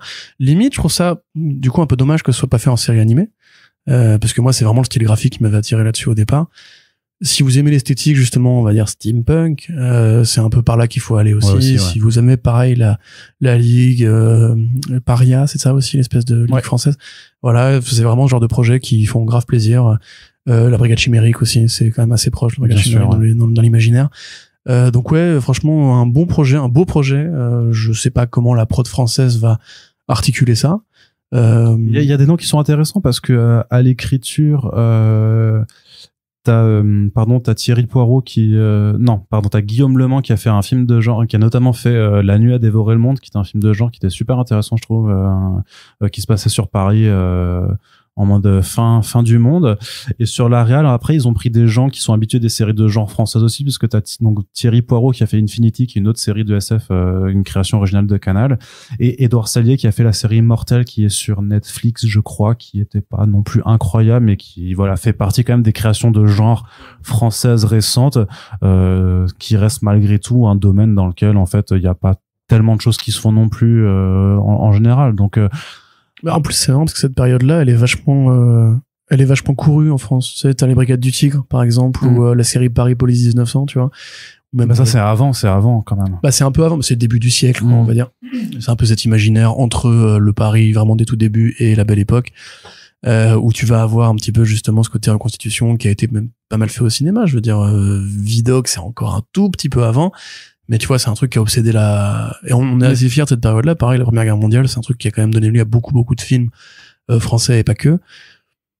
En vrai, je pense que je sais pas si l'angle, c'est pas déconnant. Enfin, tu vois, non, mais c'est cool, mais je sais pas si l'angle parfois quasi horrifique en fait de la BD sera tenu à 100% dans. En tout cas, le premier visuel est super cool à voir parce que le Taillefer, t'as juste un visuel de Taillefer qui, moi, je trouve, de la gueule. Très sincèrement, mais je sais pas si ça fait très Hellboy par Del Toro là, du coup un petit peu, ouais. Et j'attends de voir ce que ça donnera, mais je sais pas s'ils garderont cette orientation. Mais après, le truc qui est bien avec les séries Canal, c'est que généralement ils ont plus les coups des franches sur ce qui est violence graphique, en tout cas sur la tonalité adulte. Donc j'ai pas trop peur que ça. C'est l'heure de mamelle chez Canal. Cul moins quand même. Moins maintenant. Ouais, tu sais, à une époque c'était regardez, on va faire Versailles, mais en plus, mais ils sont oui, c'est vrai, mais c'est vrai que maintenant qu'il y a Bolloré, peut-être que c'est. Oui, c'est vrai. C'est plus conservateur c'est devenu à la ricaine, c'est la violence, oui, mais les galipettes, jamais de la vie. Moins bien, quoi. Enfin bref, voilà, moi je suis juste chaud, je suis content que ça existe, sachant qu'en fait il y avait un projet dont on avait déjà parlé sur Comics Blog, mais alors quand je dis on, c'était vraiment la toute précédente équipe parce que la news datait de 2013, je crois. Donc à l'époque c'était Alexandre Aja qui devait en plus être producteur sur le projet. Ouais. Ça aurait été bien ça. Et donc, mais voilà, parfois il y a des choses qui arrivent à point à qui c'est attendre. Un truc qui serait bien à faire aussi serait Dessous, dans le même style. La BD de Beaune, tu sais. Chez Comics Initiative. Pardon? Tu m'as pas du tout écouté, il a rien écouté ce que j'ai dit, c'est incroyable. Son regard s'est perdu dans le lointain. C'est pas grave, enchaînons, c'était pas super intéressant. Alors, on va continuer. Non, mais je viens d'avoir un message relou, donc c'est pour ça. Ok, d'accord. Mais c'est pas grave. Cinéma. Alors oui, on en était où, du côté de la grève, donc la grève des scénaristes a de multiples impacts pour Marvel Studios. Donc, toi, tu es pas forcément d'accord. Mais disons qu'il y a quand même le film Blade qui a remis sa pré-production en pause jusqu'à on ne sait pas quand. Il y a le tournage de Wonder Man qui était touché. Il y a le tournage de Daredevil aussi. On pensait que c'était qu'une seule journée, mais alors on enregistre le podcast. Au final, ça a été stoppé complètement. A priori, ça reprend peut-être la semaine prochaine, mais en fait, ils savent pas réellement quand ils vont reprendre parce que les gens qui manifestent avec les piquets et tout ça sont très déter. Donc comment dire, après tu l'avais mis quand même dans ton article sur la grève que ça risquait d'être assez tendu, quoi. Oui, et ce qui est d'ailleurs intéressant de voir, c'est finalement une présence policière qui est assez restreinte. Après, Hollywood a aussi ce côté un peu autogestion, parce qu'il y a rarement en fait des crimes violents Ou en tout cas, pour la grève, on les laisse faire, ce qui est plutôt intéressant. Enfin, je pense qu'on pourrait s'inspirer du fonctionnement de la police de Los Angeles, qui n'est pas du tout une police exemplaire à plein de niveaux, mais visiblement, ils sont juste là pour observer. Voilà, c'est tant que le mec se tape pas sur la gueule, les flics n'interviennent pas. Donc ça peut durer très longtemps, hein, parce que au demeurant, à la fois, il y a quand même un grand différentiel entre ce que sont payés les grands showrunners vedettes à la David Simon, qui d'ailleurs a été viré par HBO suite à sa participation à la grève, ce que je trouve incroyable. C'est David Simon, secrétaire de The Wire, qui a fait des tonnes de grandes séries. C'est terrible. De grandes séries passées. Il a fait HBO, en vrai. Lui a fait HBO vraiment. Avec Oz et les Sopranos, c'est vraiment The Wire, l'une des 3 séries qui ont marqué pour de bon l'histoire de HBO. Et le mec, au bout de 25 ans de contrat avec eux, où il leur a fait 5, 6, 7 séries, et c'est leur créateur vedette à eux, ils disent non, bah, en fait, j'ai reçu un mail ce matin de HBO qui m'a dit, bah, t'es plus en contrat avec nous. Donc, voilà, c'est assez terrifiant, effectivement. Les studios, je vais pas faire des parallèles politiques trop évidents avec notre présent politique en France, mais, ont décidé que ce coup-ci, ils ne céderaient pas. Et je pense qu'ils ont, entre guillemets, d'un point de vue purement cynique et capitaliste, raison, dans le sens où on est en train de créer un monde où les salariés ne sont plus nécessaires pour la création d'histoires. Donc, je pense que c'est un peu ça le bras de fer, tu vois. C'est que s'ils cèdent sur les IA, ce sera affiché sur papier et qu'ensuite, bah, tu pourras plus revenir en arrière. Et donc, bah, eux qui espèrent bien que ce sera la nouvelle révolution qui leur fera économiser des milliards chaque année, bah, voilà, à mon avis, ça va être ça, le vrai gros pari. Ça a des impacts, oui. Maintenant, il faut quand même, dans notre petite sphère, que sont les adaptations de bande dessinée américaine, ça a un impact qui est quand même assez modéré. Wonder Man, ça a été quelques jours d'interruption de tournage. D'ailleurs, bah, c'est assez étonnant qu'on n'ait même pas eu des images du tournage dans la mesure où il était à ciel ouvert à Hollywood, parce que la série Wonder Man se passe à Hollywood, ce qui est du coup assez ironique, dans la mesure où elle se passe à Hollywood avec un studio qui devrait faire un peu caution méta, etc. Et ben du coup, elle est rattrapée par la réalité d'Hollywood. C'est assez marrant. Pour Blade, par contre, je pense pas que ça aura d'énormes impacts, dans le sens où le film a été repoussé assez longtemps, donc ils ont déjà perdu de l'argent sur la pré-prod, c'est sûr, et où ils étaient encore dans les phases d'écriture actuelles. Pizzolatto est arrivé il y a seulement 2 semaines, je crois. Donc, limite, vu que Mahershala Ali avait l'air assez exigeant avec le script, au point justement de ramener Pizzolatto en dernière minute, peu de temps avant le début du tournage, c'est pas plus mal qu'ils aient un peu plus de temps pour bosser un peu le truc. Et en définitive, Marvel, ils ont déjà des produits pour cette année. Tu vois, c'est plus ce qu'il faut surveiller, c'est les productions qui n'auront pas le choix que de faire des économies. C'est-à-dire, tu vois, c'est toutes les productions qui vont devoir quand même mettre des séries en prod parce qu'il faut bien alimenter le canal, tu vois, mais qui n'auront pas de scénaristes et qui n'auront peut-être pas de séries complètement écrites et qui donc devront quand même partir en production, en image, en tournage, alors qu'ils n'auront pas tous les scripts. C'était le cas de Heroes, c'était le cas de Desperate Housewives à l'époque, c'était le cas de beaucoup de séries, et qui vont en fait devoir composer avec des stagiaires ou des scénaristes qui sont pas sous contrat WGA. Donc il y aura des impacts. Très concrètement, il y aura des films qui vont être annulés, il y aura des séries qui vont être annulées, ou alors il y aura des films qui vont être décalés. Pour Marvel actuellement, ça va, tu vois, c'est pas encore le truc qui va le plus prendre la flotte. Moi, je m'inquiète par exemple pour AMC. Tu vois, AMC, c'est une chaîne qui était déjà en train de battre de l'aile, qui se reposait beaucoup sur les productions Walking Dead et les quelques spin-offs, les quelques résurrections occasionnelles de la franchise Better Call Saul. Là, parce que les chaînes vont perdre de l'argent, hein, par contre. Ça, c'est quand tu retardes des productions, il faut que, pour les gens qui comprennent pas comment ça marche. Quand tu veux tourner un film ou une série, tu réserves un plateau de tournage, ou alors tu fais du location scouting, c'est-à-dire que tu vas trouver des vrais endroits et tu demandes les autorisations pour tourner de temps à temps. Quand le tournage il est décalé, il faut que tu prolonges ta location, il faut que tu prolonges les autorisations, et t'as un personnel que t'as engagé de telle date à telle date. Et donc, si jamais tu prends du retard, il faut prolonger le contrat de ton personnel, de tes équipes de production. C'est pour ça, quand on dit qu'un retard, ça coûte des millions de dollars, oui, ça coûte vraiment des millions de dollars, parce que t'as tous ces coûts, en fait, incompressibles que tu dois prendre en considération. Et c'est pire pour les rostas, parce que les rostas, comme Mahershala Ali, par exemple, ils tournent plusieurs trucs à l'année. Donc les studios, les agents s'arrangent avec les studios pour que de tel mois à tel mois, ils fassent ça. Voire même, on fait des clauses particulières pour qu'ils puissent abandonner le tournage pour aller faire la promo de tel contenu, comme c'est le cas par exemple avec Gunn, qui actuellement fait la tournée des popotes pour les journalistes. Bon, lui, c'est un président de studio, donc il se paye lui-même, entre guillemets. Mais voilà, c'est... Mahershala Ali, par exemple, je pense pas que si c'est trop décalé, c'est là qu'il y a un risque. Il a pas un autre projet prévu. Faut voir si son contrat, du coup, l'oblige à faire ce projet-là avant un autre. Donc, tout est au cas par cas. Donc là, effectivement, pour les petites boîtes qui vont être prises dans la grève, et qui sont elles-mêmes victimes en fait de la crevardise des studios, parce que c'est les studios, les gros studios, la guilde des producteurs qui est donc tenue quand même par les grosses boîtes, les 5, ils sont 5 ou 4, je sais plus actuellement du coup, les 5 plus gros studios américains qui vont mettre des milliers de gens dans la merde parce que des milliers de gens vont être tributaires du fait que les tournages vont être reportés. Et c'est pareil pour les petites mains, les équipes de tournage qui elles dépendent justement des productions du mois au mois et qui là s'il y a plus de production vont pas pouvoir payer leur loyer. Donc en fait c'est vraiment un gros système qui est mis à l'arrêt. Et il faudra voir effectivement, alors Disney a les moyens, même largement les moyens d'assumer les pertes. Quand Disney ils vous disent ouais l'action elle a baissé, il va falloir qu'on dégraisse, qu'on vire 7000 personnes, puis 5000 personnes, et puis qu'on réduise la voilure par rapport à Disney+, c'est pas parce qu'ils ont pas c'est pas parce qu'ils ont plus les moyens de payer le loyer, hein. C'est juste qu'en fait les actionnaires leur demandent de faire du chiffre. En vérité, si Disney il voulait dire aux actionnaires, parce que si on va réduire vos bonus, on va réduire l'intéressement à l'action et on va réduire les salaires de tous les lieutenants, les généraux et les présidents de studio, ils pourraient très bien le faire, mais ils le font pas parce que les grandes boîtes ne font pas ce genre de choses. Ce qui veut pas dire qu'ils font pas des efforts, hein, évidemment, mais là, voilà, si le film Blade est reporté de 3 mois, c'est pas ça qui va tuer l'empire Disney. Ça, y a pas de souci. S'ils veulent, ils peuvent juste vendre une propriété intellectuelle comme Predator à Netflix et ils se feront 800 millions en un chèque, tu vois. Donc bref, il faudra voir encore une fois. À mesure qu'on en parle, je pense que tout le monde réalise que c'est un peu plus compliqué que juste les scénaristes veulent être payés plus cher. Parce que c'est pas que ça, hein, évidemment. Ils veulent être payés plus cher, c'est normal.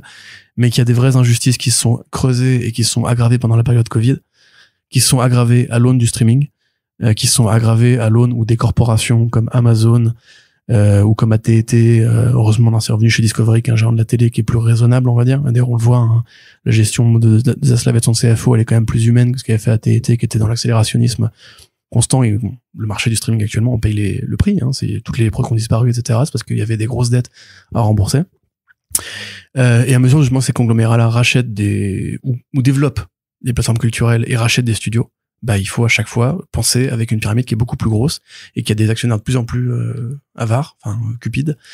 Et donc, on en arrive à un point où justement les scénaristes sont obligés d'aller au bras de fer. Et en fait, des tonnes de corps de métier. Enfin, c'est même assez étonnant qu'il n'y ait pas plus de syndicats qui se forment actuellement par rapport à tout ça. Tu vois, encore une fois, on en parlait pour les mecs qui bossent dans les effets spéciaux. Il y a eu des tonnes de papiers, hein, sur le sujet. Mais putain, de syndiquez-vous, en fait, parce que ça va s'aggraver de plus en plus. Et vous êtes aussi concernés par la montée des IA, encore une fois, pour créer de l'image virtuelle. Il n'y a pas de plus facile qu'une IA. Et dans le futur, ce sera encore pire. C'est comme ça qu'on reconnaît aussi dans ces podcasts les marottes de Corentin. Non, mais c'est parce qu'en fait, il y a une j'aimerais bien que tout le monde prenne conscience du séisme qui s'annonce là actuellement. Sans te caricaturer, sans me moquer non plus, mais il y a un moment où t'étais quand même à fond sur les fachos.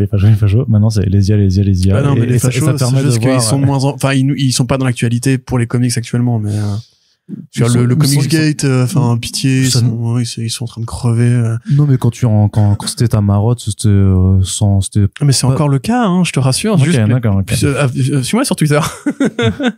Là, tu vois, on est des néo-nazis qui ont défilé à Paris. Je peux te parler de ça si tu veux, mais ça n'a rien à voir avec Spider-Man c'est ça. Et le film Blade. Non, par contre, c'est vrai que. Surpris de pas avoir vu un symbole du Punisher quand même dans cette manif. Les flics emportent maintenant. Les flics français emportent. Oui, mais ça je sais, mais il y avait le logo Umbrella et le logo Punisher. Ouais, ça j'avais vu, mais c'était plus dans cette manif là. Non, mais c'est le truc celtique maintenant. C'est les croix celtiques, les opales, machin et compagnie. Qu'est-ce que je voulais dire? Mais tu vois, mais c'est parce que là, c'est connexe du sujet. Les scénaristes font aussi grève contre ça. Et encore une fois, ça concerne aussi d'ailleurs le marché de la BD, ça concerne plein de trucs parce que c'est systémique. C'est un danger du moment, comme avait pu l'être à une époque les délocalisations de salariés pour les travaux manuels. Donc on verra bien.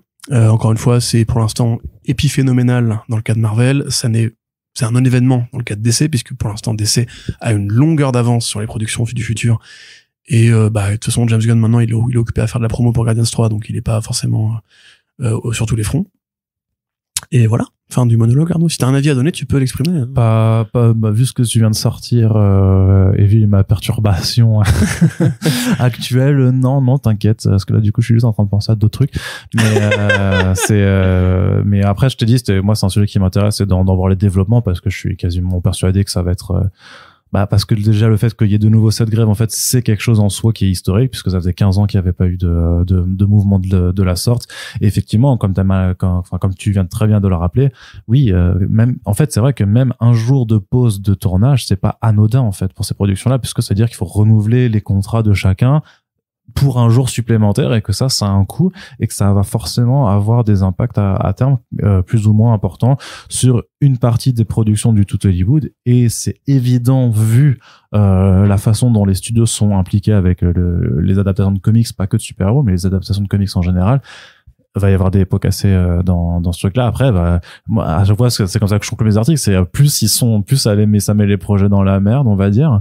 J'allais dire, plus mettez la pression à la alors je sais plus comment ça s'appelle, la PMP. Ah oui, Association of Motion Pictures Television Producers, donc AMPTP, un truc comme ça. Plus mettez la pression à la pour en fait faire valider les requêtes des auteurs qui veulent en fait juste être payés mieux par rapport au travail qu'ils fournissent, quoi. C'est tout, hein. C'est quand même assez légitime.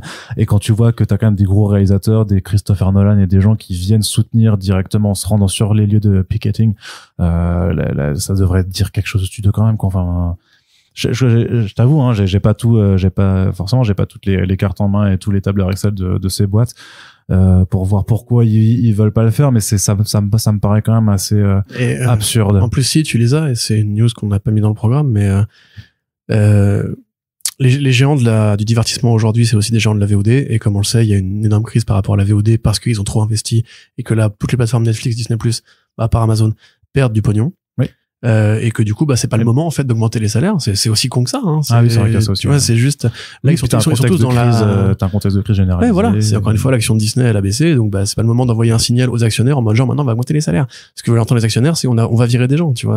Oui, mais après non plus c'est pas que augmenter les salaires, c'est aussi juste augmenter les pourcentages qui puissent ou juste donner leur des pourcentages sur des choses auxquelles ils n'en ont pas. Et ça de toute façon ça augmente pas veut dire la charge qui arrive, ça veut juste dire qu'après sur les revenus après ils gagneront moins, et je sais pas, ça tu devrais être quand même plus capable de l'accepter parce que tu vas pas piocher directement dans la trésorerie pour donner plus d'argent, tu vois. Moi j'ai un avis à donner, mais j'ai déjà dit trop de gauche dans ce podcast. Ça va être gauchiste, je pense que je vais énerver beaucoup de gens si je donne le fond de ma pensée. Très bien, alors passons juste sur une note un peu plus positive pour conclure ce podcast, c'est que Les Gardiens de la Galaxie volume 3 a fait un plutôt bon démarrage. Voilà, comme quoi pas si mal chez Disney.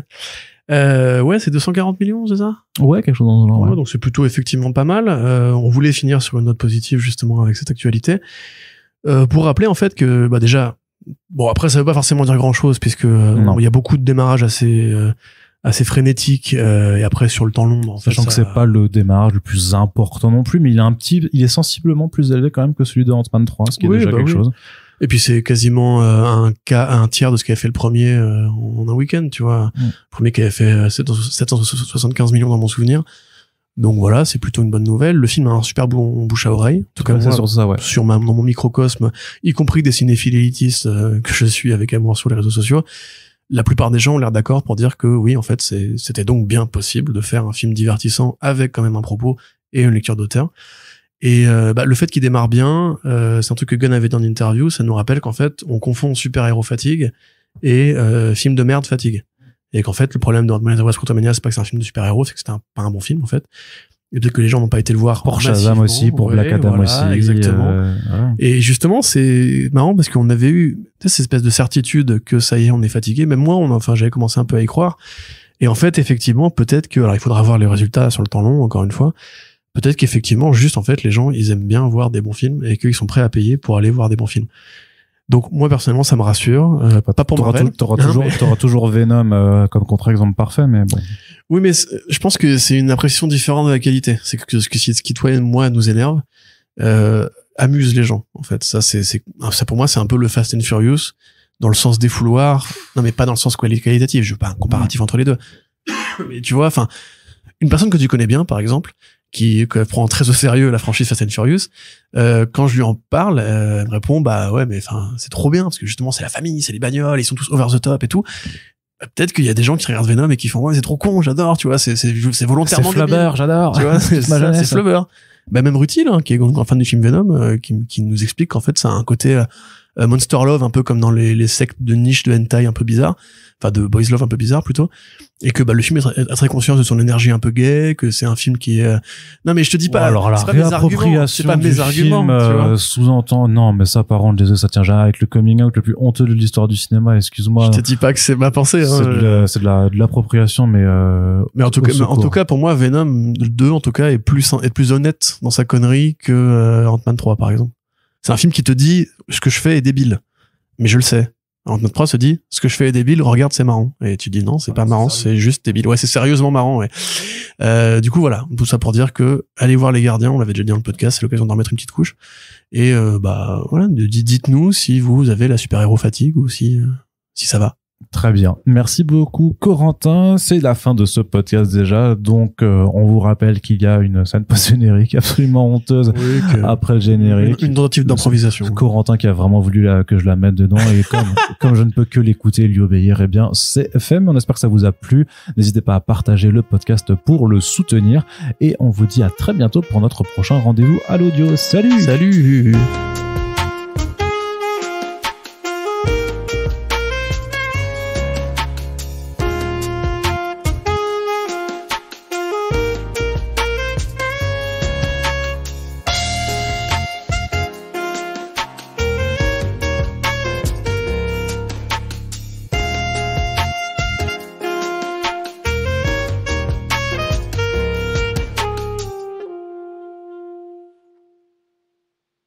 Hello, salut, c'est Coco et Nono. On fait des podcasts. Ça s'appelle Première Impression et c'est vachement bien. Alors Arnaud, Lucky Luke, Tintin, Astérix, bref, le franco-belge. Mais surtout les Schtroumpfs repris par Thébault. Ça a l'air pas mal. Oui, toujours. Et ça fait premier changement de style en fait pour les Schtroumpfs depuis des années qu'on attendait. C'est-à-dire que bien sûr sur leschtroumpfblog.fr, nous ça fait quand même des années qu'on attend patiemment qu'il y ait une actualité de ce genre-là qui arrive.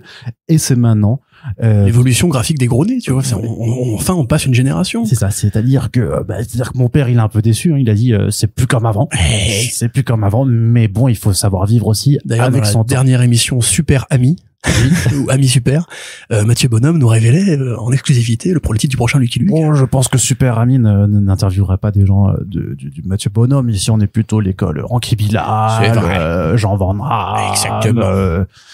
Voilà, ce genre d'illustre bande dessinateurs de la bande dessinée franco-belge. Qu'on a envie de vénérer jusqu'à notre mort. Il y a Trondheim, mais il est un peu moderne. C'est vrai qu'il est un petit peu trop moderne quand même. Hein. Les lapins qui parlent, tout ça, bon. Voilà, c'est ça. Donc, vive Hergé, vive la bande dessinée. Voilà.